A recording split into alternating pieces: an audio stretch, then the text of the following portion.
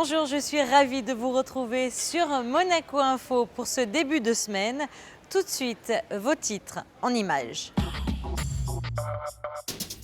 Séquence émotion ce samedi au Beau-de-Provence où le prince souverain Marquis des Beaux s'est rendu afin de visiter l'exposition qui se tient actuellement dans le village en hommage à sa mère, la princesse Grace. Nous reviendrons ensuite sur les résultats du meeting Hercules qui s'est tenu vendredi soir au Stade Louis II et qui a réuni les meilleurs athlètes du monde en principauté. Et puis nous partirons sur les routes avec les motards du Harley Davidson Club de Monaco qui a fêté ses 20 ans. Au programme, concerts, danse et bonne humeur. Et nous terminerons ce journal avec des paysages divins. C'est d'ailleurs le titre de l'exposition qui se tient actuellement à la Maison de l'Amérique latine, une exposition de l'artiste Monique Pagès. Instant d'émotion ce week-end au Beau-de-Provence où le prince souverain Marquis des Beaux s'est rendu sur le rocher pour visiter l'exposition en hommage à sa mère, la princesse Grace, et pour inaugurer un nouveau lieu, le jardin Prince Régnier III, en hommage à son père. Reportage. Le 5 juin 1982, le village des Baux-de-Provence remettait officiellement les clés de la cité à leur jeune marquis, le prince Albert, accompagné pour l'occasion de sa mère, la princesse Grace de Monaco. 30 ans plus tard, les images de cette journée sont restées gravées à jamais dans la mémoire des Beaussins et à l'évocation de ce souvenir, l'émotion est toujours aussi vive. À travers cette exposition qui rend hommage à la princesse Grace, c'est la commune tout entière qui démontre son attachement à la famille princière et au monégasque. La principauté est d'abord un État qui est un État ami de la France, qui a tant de liens avec nous, mais c'est un État, et j'étais à l'école du président Mitterrand, dont j'étais le porte-parole, et qui avait le plus grand respect pour l'indépendance de Monaco, et il avait beaucoup d'estime et de respect pour le prince Régnier. Il y avait entre eux une sorte de complicité que j'avais observée quand j'avais accompagné le président à la visite officielle visite d'État qu'il avait faite à Monaco. Et depuis, j'ai eu l'occasion de trouver dans le prince régnant actuel beaucoup de simplicité, un grand intérêt pour les affaires de l'État, mais au-delà, il a un rayonnement par sa gentillesse, sa simplicité, et puis son intérêt pour des grandes questions comme celle de l'environnement. Et également, il n'oublie pas que comme géographiquement nous sommes tout autour de la principauté de Monaco, en tant que président de région, j'ai eu l'occasion de discuter avec lui à de nombreuses reprises de problèmes auxquels il s'intéresse, tout simplement qui entrent dans le cadre d'un aménagement harmonieux du territoire entre Monaco et la région Provence-Alpes-Côte d'Azur. Donc aujourd'hui, ici, pour l'hommage qui est rendu à la princesse Grace, c'est un moment d'émotion et de bonheur de retrouver le prince, qui est plus que prince de Monaco. Il est un peu notre prince à nous, on le dit avec respect, avec beaucoup d'affection. Depuis 400 ans, des attaches historiques existent donc entre les Baux-de-Provence et la principauté de Monaco. Au fil du temps, des liens affectifs se sont noués entre les deux rochers. En marge de la visite de l'exposition, le prince Albert a aussi inauguré un jardin au cœur du village qui porte dorénavant le nom de son père, le jardin Prince Régnier III de Monaco. Un double hommage qui a beaucoup touché le prince souverain. C'est de toute façon très émouvant et très extraordinairement touchant pour moi de revenir au Beau-de-Provence et de sentir que ces liens sont toujours vifs et les expressions de sympathie et d'attachement à la principauté que j'ai senti de la part des Beaussins est quelque chose qui me touche beaucoup et qui, je crois, ne font que renforcer ces liens historiques qui existent depuis quelques 370 ans. Les Baux-de-Provence accueillera l'exposition en hommage à la princesse Grace, Monaco, les Baux, d'un rocher à l'autre jusqu'au 15 novembre prochain. À cette occasion, une jeune artiste, Flavie van der Stiegel, a offert l'une de ses sculptures au prince souverain. Elle nous présente son œuvre. L'œuvre qui va être offerte au prince est un choix de la mairie des Baux. Et c'est une pièce qui se nomme Hétérosis, qui signifie la vigueur hybride, qui vient faire le lien un petit peu entre on va dire le ciel, la terre, la force animale, puisque on s'est aperçu scientifiquement que les éléments qui étaient les plus opposés au niveau du génome allaient donner de plus grande résistance et plus grande force. J'aborde particulièrement le thème du lien qui se fait entre tous les éléments de l'univers, c'est vraiment chaque matière qui nous compose, et la métamorphose. Donc, une matière peut prendre plusieurs formes. Et il y a une petite part de guide, de gardien. Il y a comme ça des personnages qui reviennent, qui sont dans la terre. Je travaille comme un sculpteur dans la masse. Et ces personnages sont déjà quelque part ici. Je ne fais aucun dessin préalable. Les pièces sont très spontanées. Une créatrice spécialisée dans l'ornement textile a elle aussi offert une de ses pièces au prince souverain en hommage à la princesse Charlène. On l'écoute. J'ai fait cette parure en hommage à l'Altesse Sérénissime Charlène de Monaco parce que c'est une grande athlète et j'ai été aussi très touchée par sa prestance et sa beauté. Et je souhaitais effectivement lui offrir cette parure. Donc en fait j'ai travaillé, donc j'ai imaginé un peu son monde aussi par rapport à cela. C'est-à-dire que donc j'ai choisi de prendre une soie très claire, très satinée, que j'ai agrémentée de perles de Swarovski, mais de facture moderne, donc cubique, donc de couleur bleue et qui change de couleur comme si c'était des gouttes d'eau qui jaillissaient lorsqu'elle nageait. Et donc en fait le contraste entre la soie et ces perles forme en fait un ensemble qui émane en fait de beaucoup de lumière. Et j'ai choisi une forme relativement simple mais très structurée avec une forme un peu de méandre et où les perles cubiques donnent en fait une dimension plus justement d'éclaboussure. Voilà. Et pour moi c'est un grand honneur aussi de rendre hommage ainsi à la princesse et à travers elle à toute la famille princière et à Monaco bien sûr. Des marques d'attention qui ont touché le prince souverain. L'exposition qui rend hommage à la princesse Grace se tiendra jusqu'au 15 novembre dans le village des Baux-de-Provence. Et puis on passe au sport à présent. Les meilleurs athlètes mondiaux étaient réunis au stade Louis II pour Herculis. Plusieurs records ont été battus lors de ce meeting. Retour sur cette soirée sportive avec Émilie Rousseau.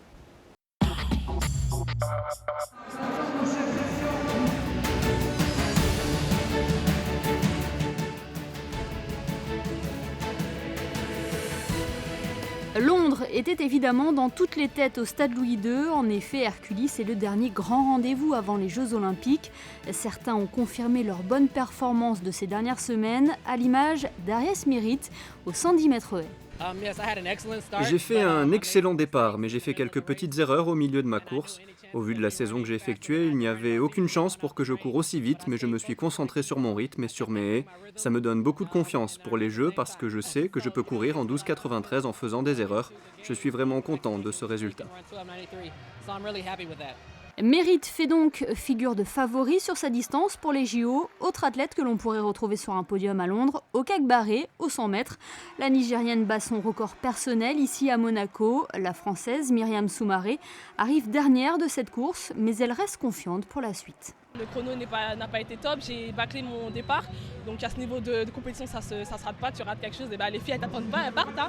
Donc voilà, mais ça me fait plaisir de courir à Monaco, mon dernier meeting avant la grosse compétition. J'ai encore 10 jours pour bosser, ils vont servir à bosser et puis voilà, tout simplement. Autre temps fort de ce meeting, la déception de Yelena Isimbayeva qui n'a pas réussi à franchir la barre des 4,70 m. Je ne sais pas ce qui s'est passé ce soir. J'étais prête pour sauter, je me sentais bien physiquement, j'ai fait quelques fautes techniques, mes sauts n'ont pas voulu prendre le chemin que je voulais. Maintenant, je dois corriger ces fautes avec mon entraîneur. Cette 9e étape de la Samsung Diamond League aura prouvé que l'on pouvait s'attendre à de grandes surprises à Londres.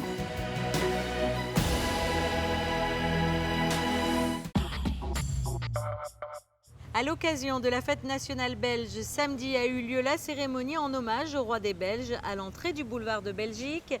Des gerbes de fleurs ont été déposées au pied du monument. Cette cérémonie du souvenir à la mémoire du roi Albert Ier a été donnée en présence de personnalités monégasques et du ministre d'État Michel Roger. Après avoir été reçus au ministère d'État par Michel Roger, les bacheliers monégasques se sont ensuite rendus au Conseil national où ils ont été accueillis et félicités par le président Jean-François Robillon pour leur mention très bien au baccalauréat. Le Harley-Davidson Club a fêté ses 20 ans ce dimanche en présence de son Altesse Sérénissime, le Prince Albert II. Un anniversaire célébré sur les chapeaux de roue en principauté. Frédéric Hélion était sur place.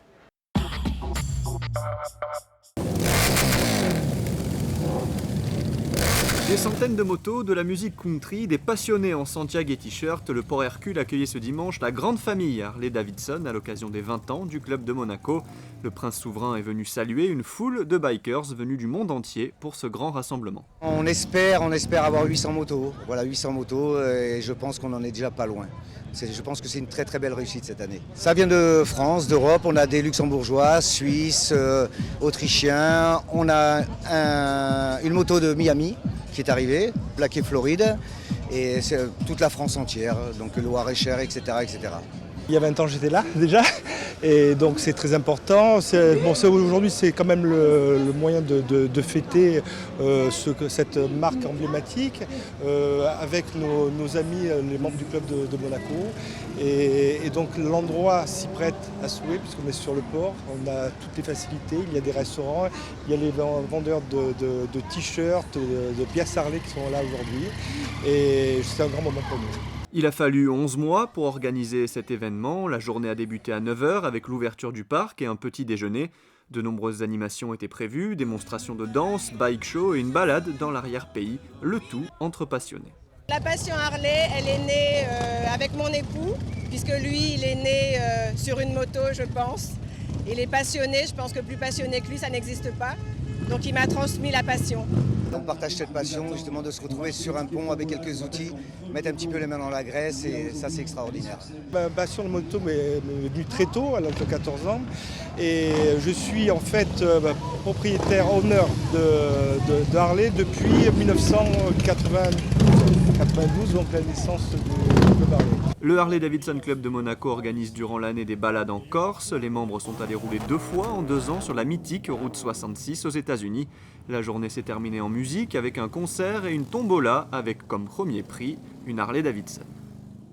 Direction la Maison de l'Amérique latine à présent. Monique Pagès expose ses toiles jusqu'au samedi 4 août. Cette peintre de l'âme, comme elle se définit, nous fait voyager à travers ces paysages divins. Paysages divins, c'est d'ailleurs le titre de cette exposition que nous fait découvrir Émilie Rousseau. Ce sont principalement des paysages que peint Monique Pagès, des paysages qui reflètent sa personnalité, une personne vive, attachante et qui aime la vie. C'est en écoutant de la musique classique que l'artiste autodidacte s'inspire et peint tel un chef d'orchestre. C'est une écriture automatique. Disons que j'ai eu un coma en 90 et depuis ce jour-là, j'ai eu une ascension. Et j'ai reçu des messages. Et ces messages, je les exprime en faisant la peinture. Paysage divin, tel est le titre de cette exposition. À travers ses toiles, Monique Pagès revient sur ses différents voyages et nous emporte dans son monde haut en couleurs. Ça fait 30 ans que je peins. Et depuis toutes ces années, j'ai constaté le bienfait qu'il peut y avoir avec les couleurs, avec les jeunes, avec les enfants, que j'ai essayé de leur faire dans mon village des petits dessins et ils sont devenus très, très adroits. Et je suis très heureuse de voir que beaucoup de personnes qui sont dans la détresse, dans le malheur, surtout actuellement, eh bien, je suis adaptée à ce mode de vie pour essayer de leur rendre beaucoup de joie. Leur dire qu'il faut être positif à fond, qu'il faut avancer, qu'il ne faut pas rentrer dans notre mal, il faut au contraire ouvrir sa pensée vers l'extérieur. Les œuvres de Monique Pagès sont à découvrir jusqu'au 4 août prochain à la Maison de l'Amérique latine. Il est à présent l'heure de passer à la météo. Alors, le temps sera-t-il toujours aussi venteux pour les jours à venir? C'est ce que nous allons voir tout de suite. Mardi, les nuages de pluie s'éloigneront, laissant place à un beau soleil et à des températures plus chaudes que les jours précédents. Comptez 22 degrés le matin et 26 l'après-midi. Mercredi, une faible brise de mer soufflera et le ciel sera bien bleu. Jeudi, la journée sera plus chaude que celle du début de semaine et largement ensoleillée. Vendredi, il fera très chaud, le temps se fera lourd et brumeux. Et je vous propose que l'on se quitte à présent avec les plus belles images du meeting Herculis édition 2012. Au revoir.